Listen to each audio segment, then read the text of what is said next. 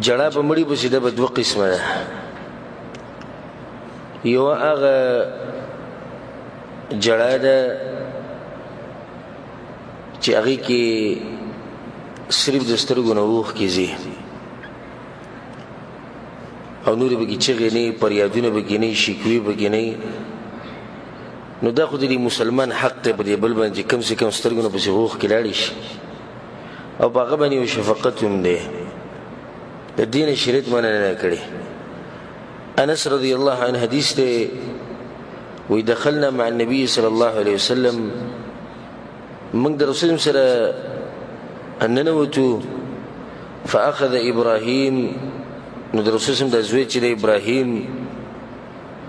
بس د ده زنکادنو په وړوکوالي کې هغه مړ شوی. نو رسول صلی د ابراهیم بغي کې راوڅ فقبله ښکلې کو وشمه، او دا پوزې لکه دغه په دې مخ داسې راښ کو د لکه سړی چې څه شی بینی.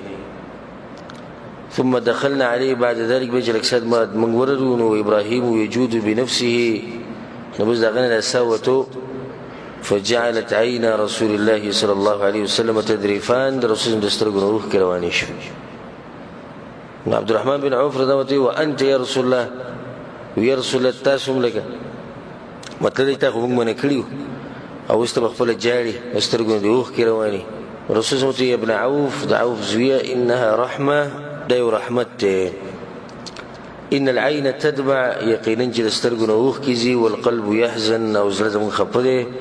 ولا نقول الا ما يرضى ربنا، خو وایو به هغه څه به کوم چې زموږ رب راضي کړي. وانا بفراقك يا ابراهيم لمحزونون، او یقینا ای ابراهیم ستا په تلو باندې په جدا کېدو باندې موږ ډېر خفه یو. متفق علیه. دا حدیث دی، یعنی صحیح بخاري صحیح مسلم کې دا حدیث ماضی لپاره ذکر کو چې وګوره د سترګو نه اوښکې تله دا څه منع نه ده. بلکې دا خو عام انسان باندې داسې حالت راشي چې سترګې نشي ټینګولی، دا اوښکې هغه نشي ټینګولی. خو ګوره د حدیث کې رسول دا خبره کړې ده چې لکه موږ خفه یو د سترګو نه اوښکې ځي، خو وایو به کوم څه چې زموږ رب پرې راضي کېږي. دا مطلب نه چې ته جاړه یو په غم کې او په جړه کې هغه حدود کراس کړه د شریعت ته، نه، د غم یو حد دی. وایو به هغه څه چې په هغې باندې زموږ رب راضي کېږي، د جاهلیت خبرې به نه کوو. یو بل حدیث دی، وی رسول صلی الله علیه وسلم په سعد بن عباده رضی الله عنه پسې لاړ تپوس له، او د هغه سره عبدالرحمن بن عوف هم او سعد بن ابي وقاص او عبدالله بن مسعود رضی الله عنهم اجمعین، دا ټول د رسول سره یو ځای. فلما دخل علیه، کله چې رسول صلی الله ورغی په سعد رضی الله پسې، وجده فی غشیه، نو هغه بېهوشه پروت. رسول صلی الله قد قضي، ویل ساعت یې وتی دی که؟ هغه وی لا یا رسول الله ساعت یې نه دی وتی. وی فبکى رسول الله صلی الله علیه وسلم، رسول په ژړا شو چې خپل ملګري دا حالات یې ولید. فلما راى القوم بكاء الرسول بكوا، کله چې د ملګرو د رسول صلی الله علیه وسلم ژړا ولید نو هغه په ژړا شو. بیا رسول صلی الله علیه وسلم دا خبره وکړه، ان الله لا يعذب بدمع العين، الله په دې باندې چل عذاب نور کې چې سترګو نه اوښکې لاړې شي، ولا بحزن القلب، او نه په دې باندې چې سړی ولې په زړه کې خفه دی، ولكن يعذب بهذا، او رسول الله صلی الله علیه وسلم اشاره وکړه دې ژبې ته، ژبه یې راوویسته، وی الله د دې د لاسه چې د عذاب ورکوي. واشاره الى لسانه، او يرحمه، یجو الله رحم وکړي چا باندې وویل. دا حدیث هم په صحیح بخاري او په صحیح مسلم کې دی. یعنی الله په دې چاله عذاب نور کې چې د سترګو نه اوښکې ولې لاړې، او الله په دې چاله عذاب نور کې چې انسان ولې خفه دی. لا چې به ته خفه کېږي، نو د سترګو نه اوښکې تله او په زړه کې خفګان او غم دا جایز دی. په دې باندې الله سبحانه وتعالی نیونه کوي. دویم قسم جړه هغه ده چې هغه غالبا په دې زنانو کې ده او بس سړي هم کوي. هغې ته په عربۍ کې نیاحه وایي. نیاحه مطلب یعنی چغې وهل، فریاد کول، او کپړې شلول، ویښته ویسته، او د جاهلیت خبرې کول. د دې نه منع راغلې ده. رسول صلی الله علیه وسلم حدیث کې وایي انا بریء ممن حلق وصلق وخرق، متفق علیه حدیث دی. رسول صلی الله علیه وسلم بیزار یم د هغه انسان نه چې د غم په وخت کې سر خري، بس کسان ویښته وباسي غم کې. تاسو ولیدلي او د بعضو قومونو دا عادت ته چې کله په غم راشي نو سر یې خریلی، وایي دا د غم لکه چې خلکو ته پته لګي چې په دې سړي باندې غم دی. رسول صلی الله علیه وسلم دې زه بیزاره به زما سره کار نشته او زما سره هم کار نشته. دویم دی وصلق چې اواز دې چغي وي د زنانه به تاسو لیدلي چې غالبا کورونو کې مړه وشي د دې زنانو هغه اوازونه چې دنه بل کلی کې مورده کې دا ناروا کار دی. او دریم وخرق او جامیش لې دا په زنانو کې غالبا او سړیم کوي چې غم پیرش د خپل غاړه وشلې د خپل کپڑے وشلې او چې غوي ځان وهي. یو حدیث کې راځي رسول صلی الله علیه وسلم لیس منا هغه انسان په من کې نه دی من ضرب الخدود چې غم په وخت کې د خپل مخ وي. تاسو دې د باز کوم چې غم راځي یو ځان دي شي وي. وشق الجيوب او د خپل غاړه وشلې کپڑے وشلې غم دلاس. ودع بدعوى الجاهليه والجاهليه خبري شروع کی نو بدی کې دنه ټول لالو د چغي وهل د جاهلیت خبري دادي هلې موږ دې چاته پرې خو دو د جاهلیت خبري یا بعض روایتونه کې دي چې د چغي شروع کینه واجبلا و سیدا الا غر لاړو او لا غپلانې مشر لاړو د بسکی او د خو جو علاقه دي شي کور بدي شي جاهلیت خبري. باز په ګوریزو بالله داسې الفاظ وی چې قصدن عمدنی چې څوک په بده کفري الفاظ دي وره یاله وی تاثیر منګلی دی دا وی نو بری معاشره کې بل معاشره خبره ورنه کوم تاسو نو بری معاشره کې منګ دی د کفر خبري د باز په کو یاله نو د ځوان دی مړ کو نه پلانې بوډا به وجلې د استبلش کې چې ستا کوم خوخه الله تعالی خو به مړ کې ستاده بفري بل د امر کې حدیث غوړل چې بوډا برازي او بزوان بندرځي په ځوان برازي بوډا بدري درچا نمبر دی نن ځوان مخ کې سوال بوډا زی خو زی خو بزي ټول بزي د جاهلیت خبري چې دی پلاني په زیره پلانې مرشه باز وی چې دیسی چل شی ونه دیسی بنې شی او کدی سي نه تل نو دیسی بنې شی دا خبرې نه دی پکار. رسول الله صلی الله علیه وسلم وی چې کله مصیبت تاسو ورسي بس دیسی وایي چې الله چې په تقدیر کې سړي کړو هغه وکړو الله چې په تقدیر کې سړي کړو هغه وکړو. ستاسو خبره کده دي شي کړو او دي شي کړو او کدي شي کړو دا بدلون نشي راوسته اسه چې شي وی هغه شي مسلمان طریقه دار چې د مصیبت په وخت کې هغه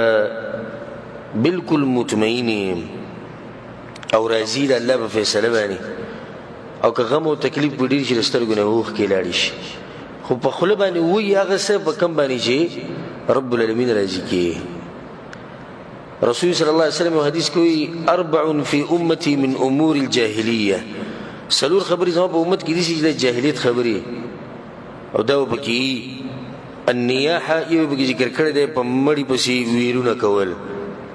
ویر کول او د زنانو قسم یو ډرامه جوړه کړي پورا او که زه ان شاء الله به خبره کې خطا نه ما چې غالبا خزي اسید نور خسته جوړه ډرامه غونډه کوي نور بدی خپم نه چې پلانې مړل یا دغه سوچیم نشو سوچ دې سره دي چې چا څومره وجړل نو به چې کله داخله خواري شي نو به دې یو بل سره زنانه بس کې پلانې بالکل نه چړل هغه پلانې د سره ځان ونه وو او غبلې د سره جری ځان زمکه روانه چ تاسو یو ډرامه غونډه کې جوړه کړې به چې د زنانه یو د دې لاسه فتنم جوړ شي د دې لاسه مصیبت او غم خډیر شي او سزا په آخرت کې سره دي دغه کې دی. رسول صلی الله علیه وسلم النایحه کما زنانه چې ویر کوي په مړی بسې رسول صلی الله علیه وسلم د زنانه په دې ذکر کړی چې دا کار غالبا په زنانو کې نور دي کې سړی مرزي دنه خو د زنانو تذکره په دې کې چې غالبا زنانه کوي. اذا لم تتوب قبل موتها رسول صلی الله علیه وسلم چې د دې د مرګ نه مخکې توبه ونه ویسته او بدغه حال کې مړ شو تقام يوم القيامه وعليها السربال من قطران د قیامت ورځ باندې الله د بدیسي حال کې را پاسي چې بدی باندې یو قمیصي د رزړو دا به اغوستي او د خارخ قمیص وبي په صحیح مسلم کې حدیث دی یعنی بدی باندې با خارخ په دې جسم باندې بدیسي خارخ راشي لکه یو د خارخ یو قمیصي چې اغوستي په دې پوره جسم باندې خارخ راشي نبی باغی له پاسه په دا رزړی ورواچولې شي چې دا درې نخترو د ونی نوزي او دا به عربو دې لپاره استعمالول دې اوخ د لپاره په دې اوخ باندې مرز راشي چې باندې خارخي نه دی ورواچي نه دې سره به چې کله په دې زنانه باندې دا کومه چې ویر کوي په مړي پسې چغې وایي او د جاهلیت خبرې کوي او کپړې شلې ویښته وباسي نو دا خارق به پیډې خارق له پاسه او په دا مور واچولی شي نو هغه سوځېده به یې ښه ډېر شي خارق به یې ښه ډېر شي او یو ګنده بدبو یې به تیم روان شي په دې حال کې به د قبر نه باسي چې کوم سړی دا چل کوي د فائدې دپاره به اوس دا خبره ذکر کو که سړی دا چل نه کوي نو سړی بل چل کوي لکه غالبا سړی ځان نه وایي او کپړې نه شلی خو سړی بل چل کوي چې هغه هم په شریعت کې نشتی او ناروا کار دی هغه داسې وایي دا یو څو ورځې چې دی نه کپړې زړې استعمالوه بلکل زړې کپړې چې کوم کور کې پرتې دي هغه اچوه ولې کپړې ولې زړې چې خپلې عامې کپړې ونه اچوي چې خلکو ته پته لګي چې په ده باندې څه دی په ده باندې غم دی دا غیر شرعي کار دی الله سبحانه وتعالی په موږ باندې مصیبت راوستی دی هغه د انسان وجلی دی صحیح ته اخیستی دې ته به کسې ضرورت دی چې خپلې کپړې بدلې کړم او خلکو ته یې ښیم د رسول صلی الله صحابونو دا طریقه خو نه ثابت بعض پکې سجل کوي اجامت غټ کړي یو څو ورځو نو ګوره دې کې زنانه ویښته وباسي نو داسې چې لکو غټې کړو نو سړی به وایي چې شیخ څه ښه کار یې وکړو ته اوس به ده پورې سلنګ ښه دی خو تاسو یې ګیرې پرېږدئ ګنده پرېښوده نه ده به د ګیره پرېښودو کې چل دی ده دا ګیره دې لپاره نه پرېښودي چې دی الله نه یېرېږي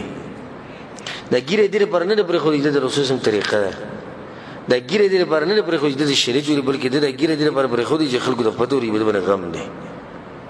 نو دا بیا چې ډېر اوږدی شي دا ګیره یې 7 ورځو او 6 ورځو وي